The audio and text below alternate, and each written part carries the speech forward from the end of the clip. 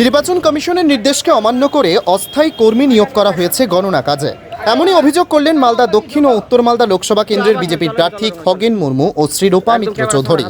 এ বিষয়ে খগেন মুর্মু জানান, অস্থায়ী কর্মীদের তালিকা দিয়ে লিখিত অভিযোগ করেছেন নির্বাচন কমিশনের কাছে।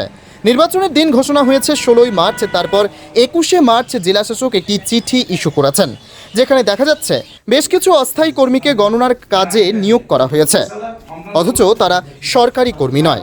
নির্বাচন কমিশনের নির্দেশকে অমান্য করে এই কাজ করছেন জেলাশাসক।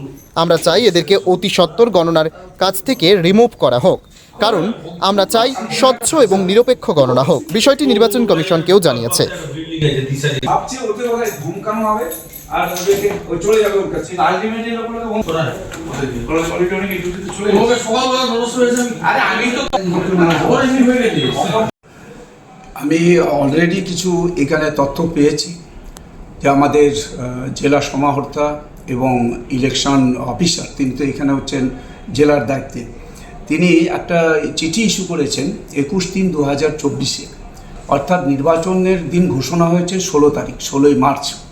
আমরা দেখছি যে 21 মার্চ একটা চিঠি ইস্যু করেছেন, তাতে বেশ কিছু অস্থায়ী যারা কর্মী, যারা হচ্ছে কোনো কাজের সঙ্গে যুক্ত না, ওরা আউটসাইডার। এখানে যেমন হচ্ছে বাংলা সহায়তা কেন্দ্র, বাংলা সহায়তা কেন্দ্রের বিএসকে, ওদের কী দায়িত্ব? অর্থাৎ ওদের কোনো অ্যাকাউন্টেবিলিটি নেই, ওরা সরকারি কোনো কর্মচারী না। ওদের কোনো রকম যদি আজকে ওদের বিরুদ্ধে কোনো ব্যবস্থা নেওয়া হয়, তাদের টিকিও পাওয়া যাবে না, তার কোনো লাইবিলিটি নেই। তাহলে এই সমস্তকে আজকে এনগেজ করা হচ্ছে আমাদের কাউন্টিং প্রসেসে। তো আমি সেই জন্য হচ্ছে যে ইসিআইয়ের কাছে একটা চিঠি করেছি অলরেডি, যে আমরা হচ্ছে যে ইলেকশন কমিশন অফ ইন্ডিয়া, সম্মানীয় ইলেকশন কমিশন অফ ইন্ডিয়াকে আমি একটা চিঠিও করেছি যে এখানে ইমিডিয়েট যত দ্রুত সম্ভব যাদের এখানে তালিকায় দেখা যাচ্ছে, যে আমি যে তালিকা পেয়েছি তাকে সম্পূর্ণভাবে এখান থেকে সরবরাহ করেছি, এবং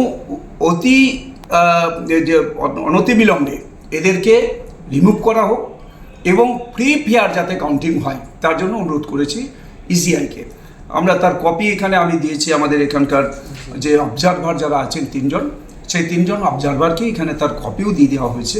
এবং এই হচ্ছে তৃণমূল কংগ্রেসকে সরাসরিভাবে জেতানোর জন্য এখানকার ডিস্ট্রিক্ট ম্যাজিস্ট্রেট, যিনি হচ্ছেন এখানে উনি এখানে নির্বাচনের দায়িত্বে আছেন, উনি সরাসরিভাবে এখানে ইনভলভ হচ্ছেন, যুক্ত। আমরা দেখা করেছি, আমার এখানে সম্মানীয় আমাদের জেলা সভাপতি উজ্জ্বল দত্ত আছেন, তিনিও গেছিলেন। আমরা গিয়ে ওখানে ডিস্ট্রিক্ট ম্যাজিস্ট্রেটকে বলেছি কোনো রকম যাতে আমাদের যে ইসিআইয়ের গাইডলাইন ভায়োলেশন না হয়। উনি কথা দিয়েছিলেন কোনো ভায়োলেশন হবে না। তাহলে এগুলো গোপনে এগুলো করবার চেষ্টা করছে। আমরা সেই জন্যই সমস্ত বিষয়গুলো আমরা আজকে সকালবেলায় 3 জন অবজারভারের সাথেই দেখা করেছি, তাদেরকেও বলেছি, গোচরে এনেছি।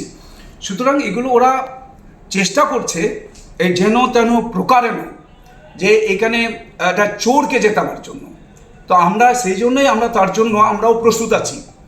চোরকে জেতানো এখানে যেভাবে ওরা করবার চেষ্টা করছেন, সরকারি আধিকারিকদের তাদেরকে ব্যবহার করে যেভাবে জেতাবার চেষ্টা করছেন, যেগুলো ওরা চেষ্টা করছেন, এই অপচেষ্টা আমরা রোখার জন্য আমরা আমাদের সমস্ত আমাদের হচ্ছে যে আমাদের যে বিশেষ করে লিগাল সেল এবং আমাদের যে উচ্চতর আমাদের যারা লিডার যারা আছেন, তাদের কাছেও আমরা অলরেডি এই বিষয়টা আমরা তাদের গোচরে এনেছি, এবং আমরা চাইছি ফ্রি ফেয়ার কাউন্টিং হোক।